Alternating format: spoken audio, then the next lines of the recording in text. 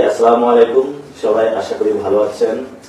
দীর্ঘ অনেক যুদ্ধের পরে আবার আমরা নতুন একটি যাত্রা শুরু করতে যাচ্ছি। যে নামটি আমরা আজকে দিয়েছি সেটা হলো লড়াইটা দ্বিগুণ হবে। আপনারা জানেন যে বাংলাদেশের সন্ত্রাস, চাঁদাবাজি এবং দুর্নীতি ব্যাপক হারে বেড়েছে, যেটার বিরুদ্ধে আমাদের নতুন প্রজন্ম লড়াই করে যাচ্ছেন।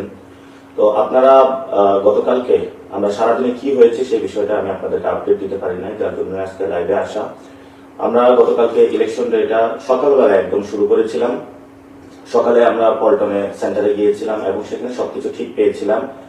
তারপর আস্তে আস্তে বিভিন্ন যে কেন্দ্রগুলো আছে সেখানে আমরা যাওয়া শুরু করি। আমাদের যে জায়গাটা থেকে সমস্যাগুলো শুরু হয়েছে সেটা হলো মির্জা আব্বাস মহিলা কলেজ। সেখানে আমরা গেলাম, যাওয়ার পরে দেখলাম অনেকগুলো মিডিয়া এবং মিডিয়াগুলোকে একসাথে করে রাখা হয়েছে যে মির্জা আব্বাস সাহেব এখানে আসবেন।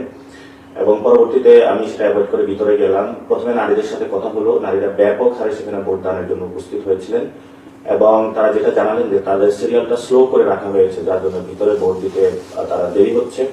পরবর্তীতে আমরা সেখানে আমাদের যারা এজেন্ট জিজ্ঞেস করলাম আপনার কি অবস্থা, কেমন আছেন, কোনো সমস্যা আছে কিনা। উনি জানালেন যে ওনাকে 1 ঘন্টা লেট করে ঢুকতে দেওয়া হয়েছিল এবং সেই 1 ঘন্টাটা ছিল যে মির্জা আব্বাসের গুন্ডা বাহিনী তাকে 1 ঘন্টা লেট করে ঢুকতে দিয়েছিল। এটা কোনো প্রশাসনিক ব্যক্তি বা যারা ছিল তারা কিন্তু বাধাগ্রস্ত সৃষ্টি করেনি। এর পরবর্তীতে আপনারা একটা ইত্তেফাকের যে নিউজ লাইভে আপনারা দেখেছিলেন যে আমাকে অবরুদ্ধ করে রাখা হয়েছিল। প্রথমে আমি রেলওয়ে কলোনি যে স্কুলটা আছে স্কুলে ঢুকলাম।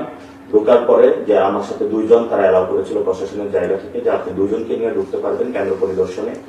আমি যখন ভিতরে গেলাম প্রথমেই এক ব্যক্তিকে দেখলাম, তার হাতে হলো সিল দেওয়া, অর্থাৎ সাইনটা লাগানো। তাকে জিজ্ঞেস করলাম আপনি ভোট দিয়েছেন কিনা। উনি বললেন হ্যাঁ ভোট দিয়েছি। আমি বললাম আপনার এখানে কাজ কি? উনি বললেন যে আমি এখানে পরিদর্শন করতেছি। আমি একটু পরে গিয়ে আরো কয়েকজনকে পেলাম যারা ভোট দিয়ে দিয়েছে কিন্তু হলো কেন্দ্র পাহারা দিচ্ছে, ভিতরে ধানের পক্ষে কাজ করতেছে। তো তাদেরকে বললাম, প্রিজাইডিং অফিসারকে আমি ডাকলাম। প্রিজাইডিং অফিসার আসার পরে তাকে বললাম তাদেরকে বের করে দিন। প্রিজাইডিং অফিসার চুপ করে থাকলো। এর মধ্যে ধানের শেষে যে একজন এজেন্ট আছে সেও আমার কাছে চলে আসলো। আসার পরে বললো যে আপনি এখানে ঢুকছেন কেন? আমি বললাম আমি যেহেতু প্রার্থী আমার তো পরিদর্শনের সুযোগ আছে।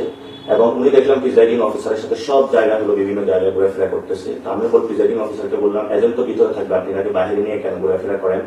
উনি কোনো উত্তর দিতে পারলো না। তো পরবর্তীতে সেখানে আমরা পরিদর্শন করে শেষ করে যখন বের হলাম, বের হওয়ার পরে আমাদের স্লেজিং বিভিন্ন কটুকথা শুরু করলো এবং একটা লোক বাহির থেকে প্রথমে বলতে ছিল এতদিন সহ্য করেছি পাটোয়ারি, আর সহ্য করবো না, আজকে তোমাকে খেয়ে ফেলবো, যেটা আপনারা মিডিয়ার মাধ্যমে দেখেছেন। তো আমরা একটু সামনে আসার পরেই আমার পিছন দিয়ে একদম নিচ থেকে হলো লাঠি দেওয়া শুরু করলো। সেটা আমাদের সাথে যারা ছিল তারা প্রটেক্ট করলো এবং যে ব্যক্তিটা আমাকে হুমকি দিয়েছিল একটু পরে আমার মাথার মধ্যে জোরে একটা ঘুষি মারলো এবং একটা ইঞ্চ নিক্ষেপ করলো, যেটা হলো আমার পাশে যেজন ছিলেন ওনার মাথায় হলো এসে পড়লো।